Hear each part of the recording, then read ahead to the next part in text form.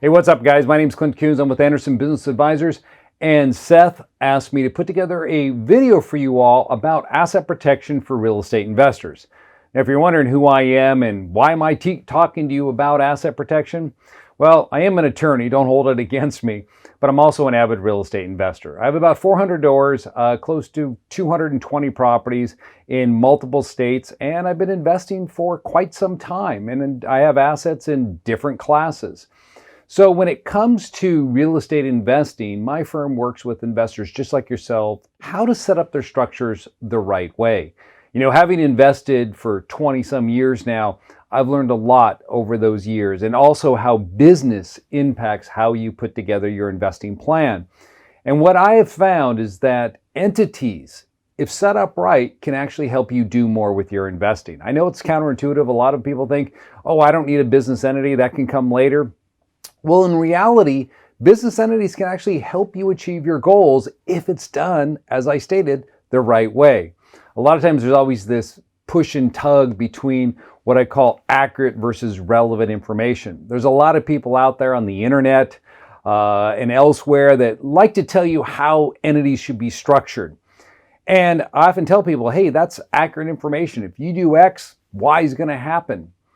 But the way I look at things and the way my firm does it is that we want to look at what's relevant to you. And so that means that real estate investing and asset protection, it's not a one-size-fits-all approach, although I get it.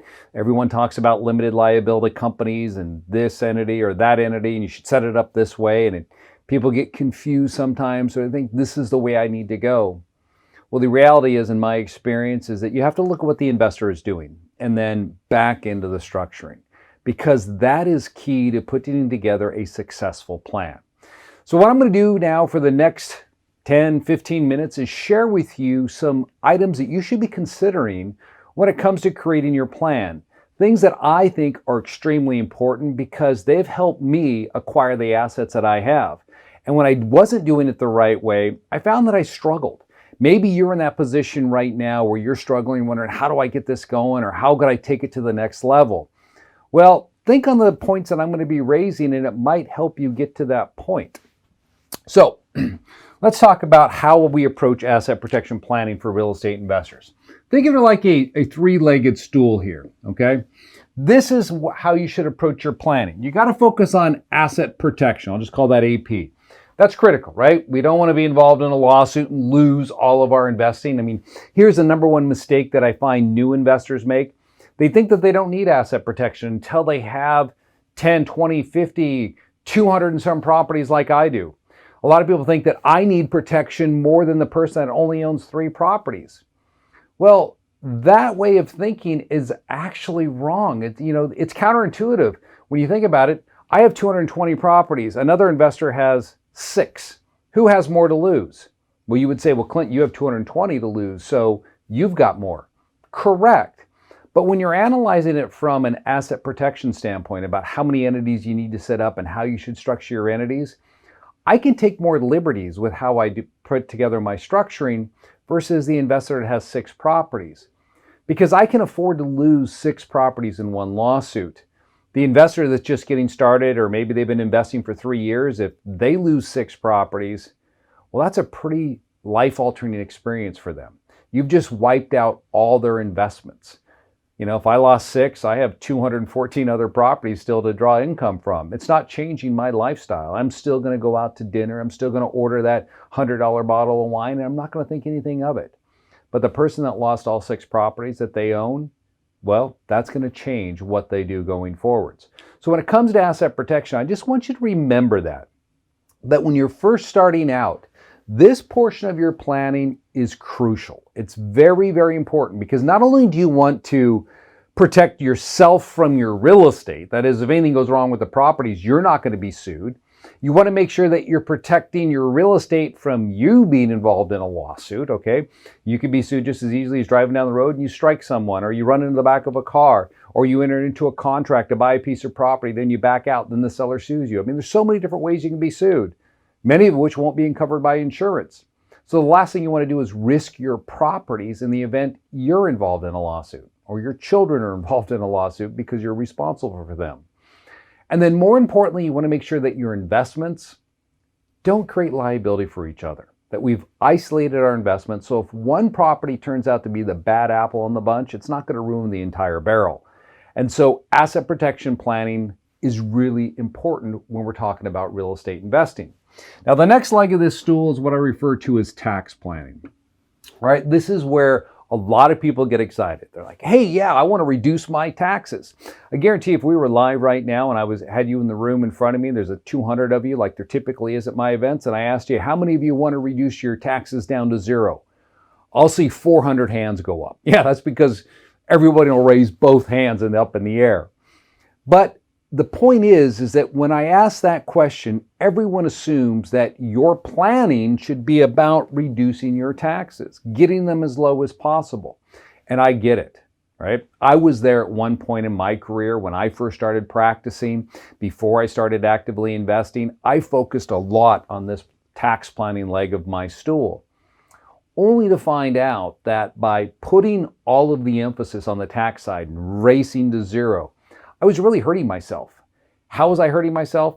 Growing my portfolio. Because one thing you're going to learn that as you go about investing and you're looking to work with lenders and you're dealing with underwriters, not showing any income is not going to be your friend. I've been there. For 4 years, I showed zero taxable income because of the tax strategies I was employing with my business, and it didn't help me purchase. So I learned something from that. Showing taxable income is beneficial. And that when you're building your portfolio, before you move into the asset-based loan, experience-based loan category, if you're looking to borrow, then they're going to base that on you, how much money you're bringing in, your credit score, things like that. So tax planning is important, but we don't want to let it drive the entire structure. Now, the last leg of this stool is the one that most people do not understand. And that is what I call the business planning leg. And that is understanding that these two legs right here need to work to support this. Meaning that real estate investing is a business, and you need to adopt that mindset that what you're doing going forwards is about building a business. You're not an investor. My father's an investor. He grew his portfolio to over 20 properties in about 20 some years. And I watched him. I helped him do it. I mean, I was an indentured servant all the way up through college. So what he did is great. He has passive income coming in. But when he sits down with me and he looks at my portfolio and what I've done, he's just in amazement. He said, how did you get up to near 400 doors so quickly? And I said, because it's a different approach. You saw yourself as an investor. I see this as a business. And because I've seen it as a business, I've taken action to ensure that I could grow my business. And those are things that you have to learn over time. And if you set up your structures the right way, they're going to help you do that. It's also about how other people perceive you. When you're working with third parties, be it title companies, lenders, escrows, sellers, do they look at you as someone who is the investor, who's just getting started, who's trying to put things together? Or do you come off as the experienced individual who knows what you're doing? And builds confidence then in that person sitting across from you. A lot of what you do with the planning can help drive this. One example I like to use on the business planning side is I've been at teaching in events, and there's always an individual or two that will come up to me and want to hand me their business card. And they'll share with me what business they're in. For example, they'll say, in the buying and selling property, I find distressed properties. Like, great. And they hand me the business card. On that business card, there's two little kittens on there. And it'll say, I buy distressed homes. And I look at that card and I look at the individual. And they could be as serious as the day is long when it comes to investing.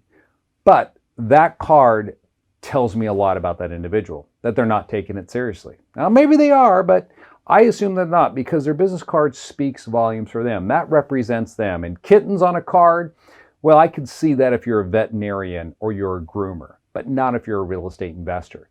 And so that's just a small piece of what I'm talking about here, that your entities, your structures, how they're set up should drive your business. Because when you create entities, not only is it about choosing the right form of entity, but it's also about choosing how it's going to be taxed, how the IRS is going to treat it.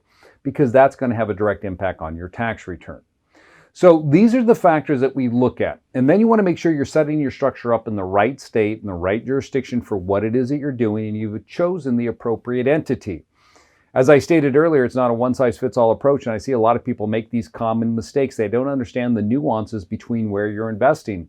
They think that what works in Texas is going to also work in Florida, but depends on the type of property you're buying. If I'm buying property in Texas, for instance, and it was a single family home and it's encumbered by a mortgage, I might tell you, well, put it into a series limited liability company. We'll stick it into a cell and we'll get you protection that way. Whereas if you took that same investment, you put it in Vermont, I would tell you to use a single member limited liability company. You can't use a series up there, so that structure isn't going to apply to you. Or if we move that down to Florida, right, and I bought that property in Florida, it's encumbered, and I want to put it into a structure that's going to give me asset protection. There, I'm going to tell you use a land trust, because if you use an LLC, not a series, it's going to result in a taxable event with the doc stamp. So my point in sharing all of this with you is that I have over 22 years of experience in working with real estate investors all over the country. That's what my firm's about. We have over 300 and some employees, 340 employees. We bring together tax, asset protection, strategy planning. And it's about understanding the differences, not only in these structures, but where you're investing. Now, there are some universals that we look at without getting down into the weeds, which are really important. And so I want to share with you just a few items that, depending on the types of investments you intend to hold, you should be considering when you're setting up your structure. So let's just discuss a few things. Now, one of the things that, Seth talks about all the time, and he's an avid investor of, is raw land. So if you're going to buy raw land, do you actually need to create a structure for owning raw land? Well, the answer to that is yes, because believe it or not, there's a lot of liability that comes with owning real estate. I mean, if you own raw land, you can have somebody that walks onto the property and hurts themselves. There could be a liability claim there. Maybe the property you find out is contaminated, then you have CERCLA liability associated with it on that side.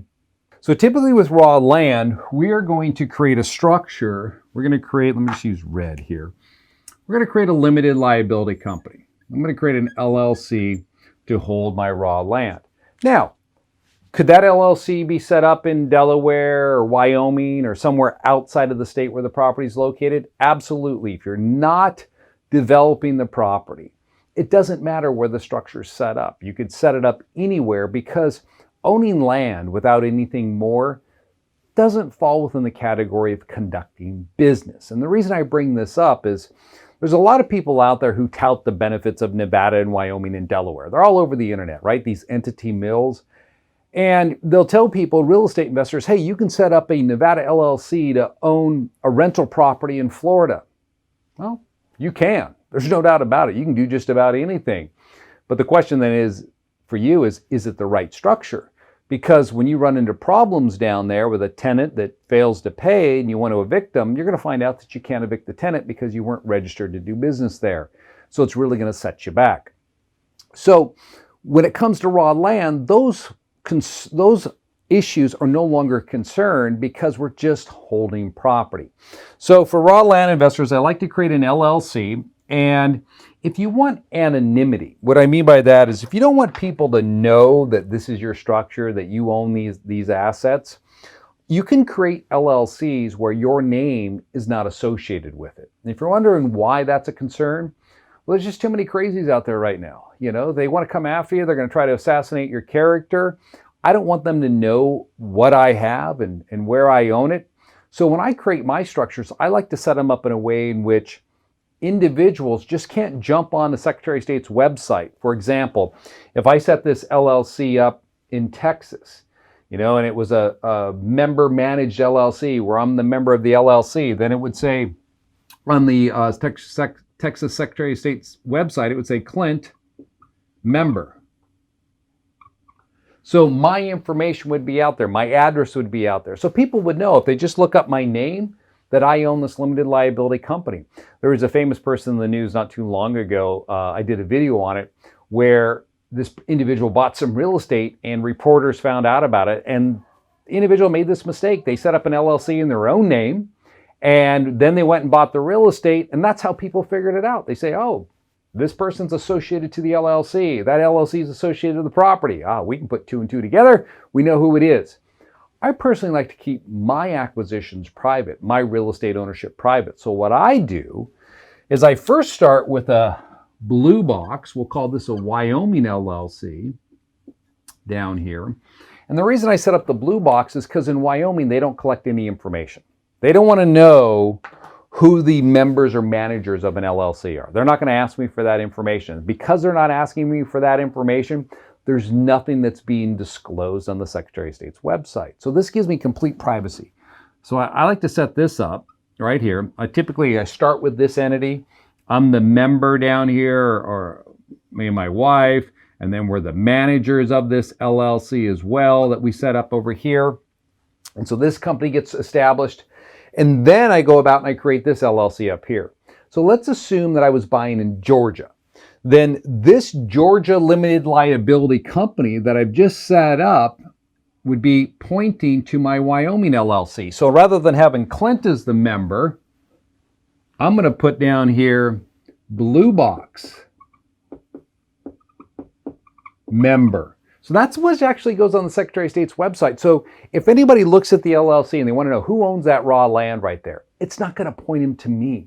It's going to point him to this blue box in Wyoming, and that's where the trail runs cold at that point in time. This type of planning is something that you can't unring. Once you've already set up the LLC and you're tied to it, you can't bring the blue box in later.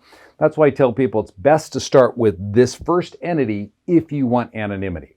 Now, from an asset protection standpoint, if I own the raw land in this structure here, if something were to go wrong with this property, that liability is going to stay contained inside of that LLC. It's not going to hit this. It's not going to hit me if I owned it. So that's what I'm hoping to achieve. On the flip side, if we get sued individually, it's going to stay right here, and it's not going to come into the blue box. It's not going to attach the red box.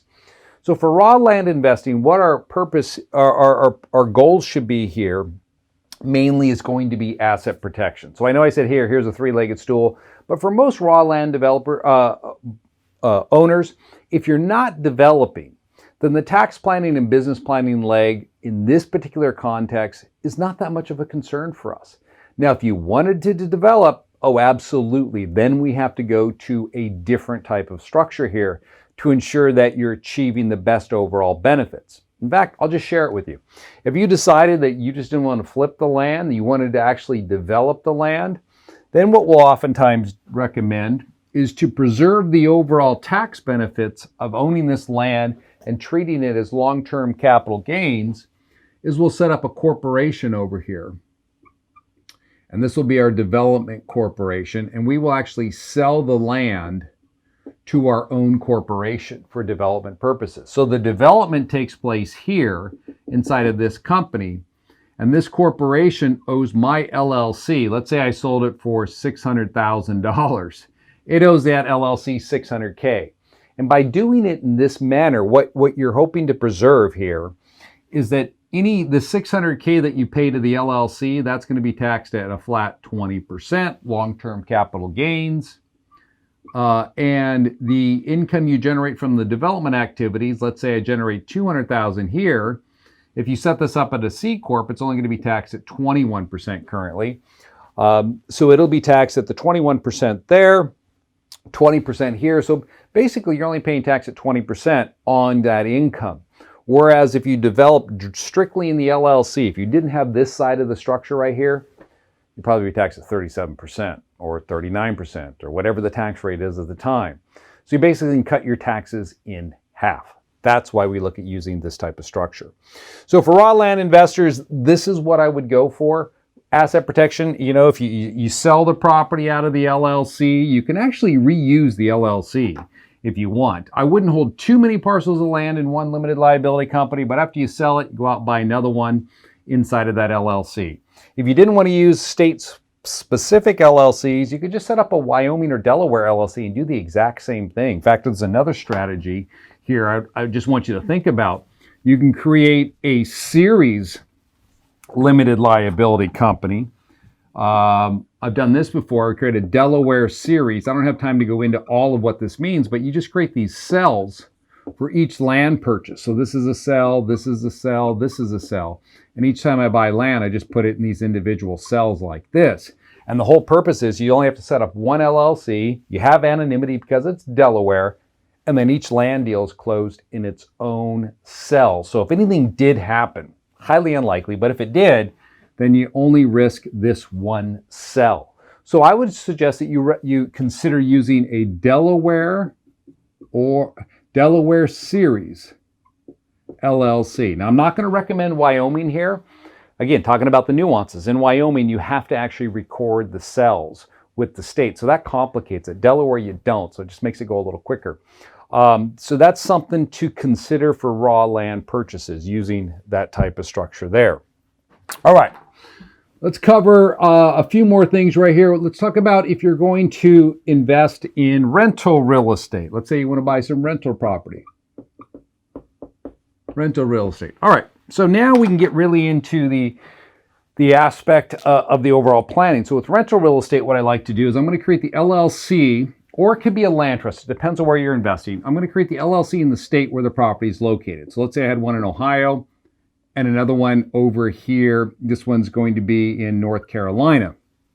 Now, just like I said in the previous example with raw land, I'm always going to keep this one Wyoming company here, Wyoming LLC, set up to own my interest, to give me the anonymity so tenants don't know who the actual owner is. I don't want them contacting me at night. I don't want them harassing me because they're not happy with, my not providing them a new refrigerator with a water feature in it or an ice maker, automatic ice maker. So I'll let my property manager deal with them. I'm not going to deal with them. I don't want them to know where I'm at. So I'll set the structure up like this. The property will be held inside of there. And typically I recommend that you only put one property per LLC. Remember, this goes back to what I was talking about earlier. Who has more to lose? If you've got two investment properties, that's your entire portfolio right now. If you put both of them into the same limited liability company, let's say I put both in here. If this is the one where the meth dealer that is cooking meth one night mixes his batch wrong and he burns himself up and his smoke detectors don't work because he disabled them, this LLC is going to be sued for not having working smoke detectors. It's happened to one of our clients. Know how that goes. So they bring a wrongful death action. Now what have you risked? You've risked both properties in this case, because if they get a judgment against the LLC, then all the LLC's assets are at risk. So the preferred structure is to break them up. Let's break those up into two LLCs. We've got property here. So if anything goes wrong, I'm not at risk. Then you're going to be down here as the owner of the Wyoming Limited Liability Company. Now, this is the asset protection side. Let's talk about the tax planning side. How we're going to set these up from a tax standpoint. Both of these LLCs should be set up as disregarded. I'm going to put DIS. What does that mean? The LLC doesn't have to file a federal tax return. Great way to do it. Set it up so you don't have to file federal tax returns for these entities. You still have to do bookkeeping like you normally would, track your basis and your CapEx and everything goes into property. But you don't have to file a return. Because when you establish the entity, since there's only one owner, remember the sole member is this LLC, there's one owner here. You can tell the IRS, hey, I've got these entities, they've got an EIN, but just ignore them for tax purposes. I don't plan to file a return. And they accept that. I have clients with 70 LLCs, not one of them files a return because they're all disregarded. So that brings us down to this partnership one. When I say partnership, this LLC, I would treat it as a partnership. I like to do that down here. So all of these flow down to this entity. So this files a 1065 tax return. So what's the advantage of that? Well, this is now going to shift over to the business planning side. So when you file a 1065 on this, here are some of the benefits you're going to get from that. Number one, you're going to look better to lenders. Okay, when you try to get a loan, and you're going in there and you have property that you own in your own name. Most loans are Freddie Fannie conforming loans. They're going to do a holdback of 25% of your income. So if your rental income, they're going to take 25% away and they say, we don't count that. So when you're trying to get a loan, they're looking at your debt to income ratio. This can be an issue for you. So with this type of structure, because of the way the income hits your tax return with a 1065, it doesn't have this holdback feature. I mean, it's amazing. Real estate investors are shocked to learn this little secret right here I shared with you, that you can increase the amount of income that counts towards borrowing money just by changing how that income hits your tax return. You just have to know how to play their game. So that's one of the benefits right here, is that you don't have any holdback in doing a 1065. Second benefit here is you reduce your risk of audit. So on the tax planning side, by having your structure set up this way, the likelihood of being audited is decreased dramatically. And the best way I can just explain it is as follows. Let's assume there's 1,000 auditors in a room. How many of those auditors are allowed to audit a 1065? 10. So 990 other auditors, what are they doing? They're looking for 1040 filers, which many real estate investors, until they get structured the right way, they're just purely a 1040 filer. So everything shows up on their 1040, all their real estate shows up there. So when you then move into different areas of investing where you're looking, you raise the risk that you might be audited. Somebody may look into that and say, wow, that's interesting. He made $100,000, but he wiped it all out. We have clients that we do that for all the time. But I don't want you to get audited. I want to decrease that chance of being audited. So by using this type of structure, you're also knocking that one out of the park. So creating your plans is crucial to ensuring that you have the right asset protection, the right tax planning, and more importantly, the ability to grow. And that's why I call it business planning as well. So if you're a real estate investor, this is just a small piece. There's so many other things that we can use for the rental real estate side that you may want to look at. I just don't have the time to go into those with what Seth said with the length of this video. Just share with you one other thing. If you want to flip property, if you're going to get involved in flipping or wholesaling, then what I would suggest you do on that side is you create a entity tax as a corp. Because your major concerns here is what is called dealer status. And dealer status means that the IRS is going to come in and blow you up from a tax standpoint. Everything's active income, no 1031 exchanges, no installment sales. So as an investor for my raw land and residential real estate, I don't want that type of treatment. I want to be an investor from a tax standpoint. But when I flip property, I understand that I'm going to be a dealer, but it's not going to be me. I'm going to have a corporation as the dealer. So they don't treat me as the dealer, they treat my corporation. And so the type of entity I like to set up for here is going to be a C Corp. And the reason I like to use a C Corp is because I don't want anyone to know, when I say no, I mean anyone that has to look at my tax return, my personal 1040, that I flip real estate. Take it for someone who used to flip real estate in the Las Vegas market for a few years. I did a lot of REO deals with banks. Flipping property doesn't help when you go to borrow money. When the underwriter looks at the activity on your return and they look at that and say, hey, what is that? Oh, that's flipping. Oh yeah, we don't like working with flippers. We got burned by them. There's a lot of that still in the lending community. So you don't want people to know that you flip.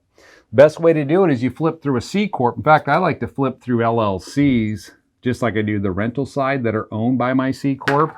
So I have my LLC set up over here. I flip the property to a buyer. After I flip it, I turn around and I shut that LLC down. And the reason I do it is I want to ensure that the buyer of my property doesn't come back and sue my corporation or the entity and screw up any other deal I have going on, because maybe they're disgruntled now that they felt they overpaid, so they're looking for something that I didn't disclose. Who knows? So by shutting that LLC down, you just kind of say, hey, that company's out of business. No one to sue. So flipping would mean that every time you want to flip another property, create a new LLC. And again, those would typically be set up in the state where you're flipping, and then just dissolve it after it's done. But all the income flows down into your corporation. And then what you're going to do is you're going to take out a W-2 salary. Now listen, you go to your CPA, I know what they're going to tell you. Hey, double taxation. And I mean, they give you all these crazy reasons not to do a C Corp. And they're going to tell you to stick with an S Corp. I'll just tell you this. Real estate investing is not just about taxes, as I stated earlier. It's about being able to grow your business, being able to work with lenders, maybe the SBA. And W-2 wage earners can do a hell of a lot more than someone who's in business for themselves, because people who are in business for themselves are considered higher risk. When I go in to get a loan, if they don't see that I'm in business for myself, because an S corporation flows down onto your tax return and tells a lender you're in business for yourself, then they're more apt to provide you the funding you're looking for without digging into your business. Having been through this where I've actually lost loans because my business at that time, when it was an S Corp, showed up on my tax return and lenders saw a change in the business income. Maybe income decreased by 8% year over year when in 2010, when we went through that recession. And they looked at that and they said, well, we're concerned about the viability of your business. I said, really? Over 8%? They said, yeah, we're not going to do the loan. And that was at the 11th hour. And I had a lot of money on the line where I'd already had to waive my financing contingency on the third extension because these lenders were stringing me along.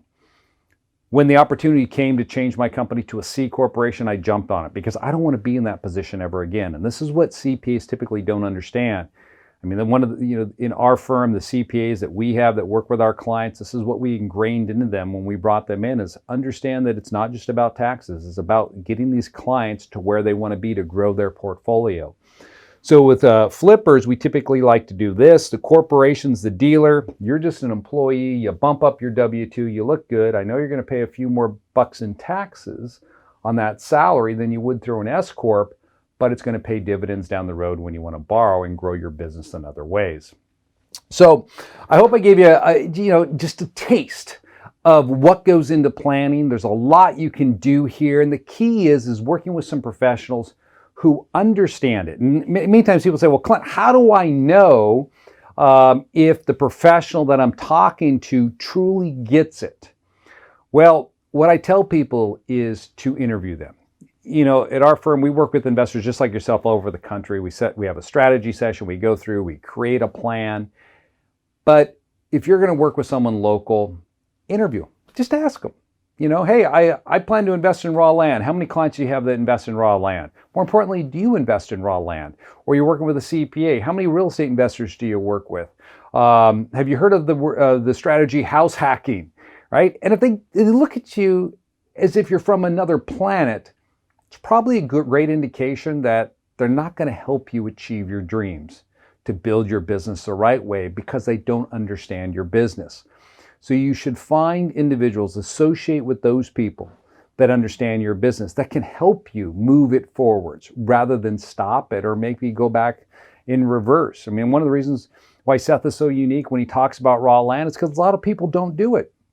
They don't understand it. So it makes it a very unique investing strategy that very few people are able to capitalize on because they don't follow his channel. They don't subscribe and understand to the processes you go through to capitalize on that particular type of investing. Same thing comes with professionals. Hey, my name is Clint Kuhns with Anderson Business Advisors. And what Seth and I are doing for you is, if you would like a free strategy session with one of my advisors, what you need to do is just click on the link below. We got a link right here below. Click on that link and you will then be taken to a page where you can then schedule your own strategy session with one of my strategists who are keen to working with investors just like yourself. Be sure to take advantage of it while you can. All right, everyone, take care.